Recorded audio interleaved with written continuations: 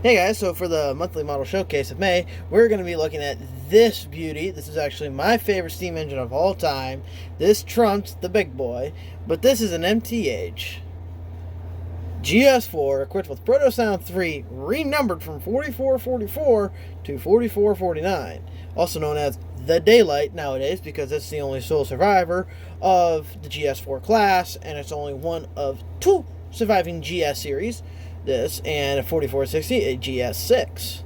So right off the bat, this is an MTH model. So we got the diecast boiler, diecast. You got your nice running boards. You got your stamped metal side rods. You got your KD scale couplers on the front and rear. This is one of the later runs because it comes both equipped with the KD scale couplers instead of the proto couplers, which were equipped in some of the earlier runs. This is not from the latest run though, with the smoking whistle. This is, I'm pretty sure, is the run before it. Based on the number, I think this came the run before the smoking whistle runs, which I'm kind of sad. I paid almost $600 for this thing, and I really wish this was a smoking whistle version. But anyway, it's still a great version of the engine. I still love it. So like I said, I remodeled it. I renumbered it from 4444 to 4449. I have not yet do the number boards. And that printing right there is just too dang small, and also because that I think is a pretty sure etched metal plate right there. I can't really change that. But the big thing is you got 4449 right here on the side of the cab, and you got 4449 on the rear of the tender. So it does look good. Something else I did, I also blacked out the drivers to match how it looks today with blacked out drivers. It also looks better with the blacked out drivers.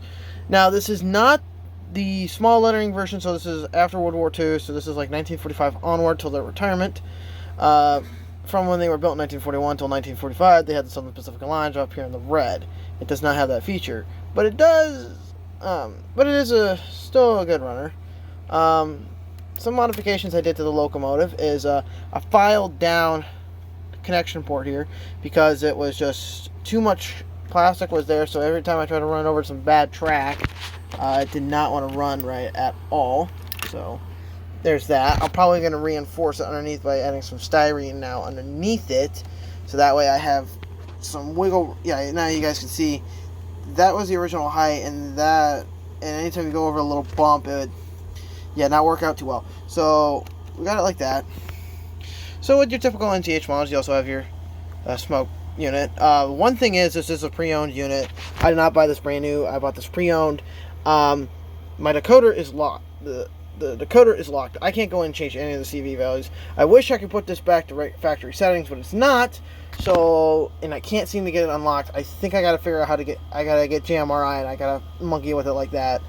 But it does run very well. Oh, one other modification I did.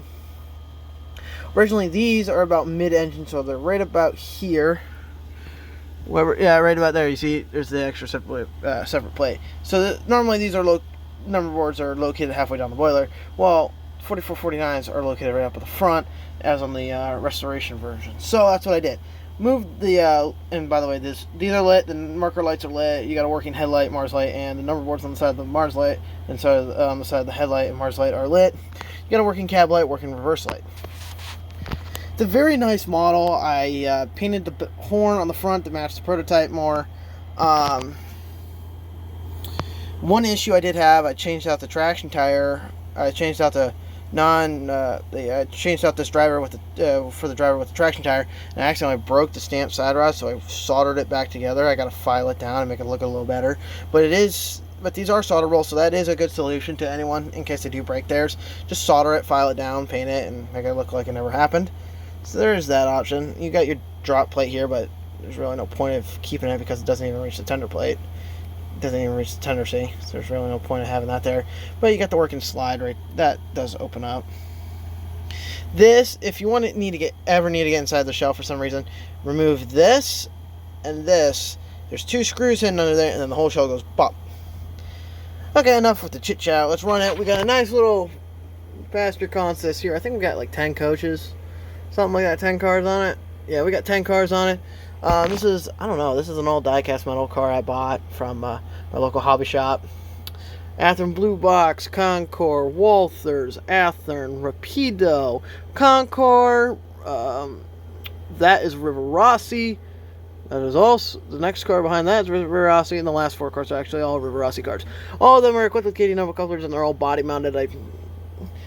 If you guys want to know how to, if you guys want to know how I did that, I'll make a video in the future because I got quite a few more cars to put knuckle couplers on and their body mounts for River Rossi cars. But anyway, enough with the chit chat. Let's watch this thing run. I will go through a quick, before we start out, actually, we're going to go through and how this thing is programmed and set up. So, we'll see you in the next. Alright, so the way my engine's set up, in order for any of the features, so obviously F0 or headlight button on a NCE power cab is the headlight. F5 is the auxiliary lights, but as you can see, none of it's on. It's because you got to hit the on button, F3. So, in order, and also to turn on the smoke, I got to hit the F8 button on my controller. So, there we go. You hear the smoke unit. This is equipped with the NTH smoke unit. I love this thing. This thing outputs more smoke than my Broadways. It's insane. I love it. And if you guys are wondering what I use JT's Mega Steam, and this is their vanilla scent, so it smells really nice. So it doesn't smell disgusting. Anyway, enough with the chit chat. We'll watch this thing roll out, do a couple hot laps around the railroad, and then that'll be it. And for next month's review, monthly model showcase, that is going to be the Athearn Genesis SD70 ACE number 1030 with ESU Lock Sound V5 in it and installed with Decoder Buddy, and that will be the next monthly model showcase. So I hope you guys enjoy. Please enjoy Southern Pacific 4449 as we leave.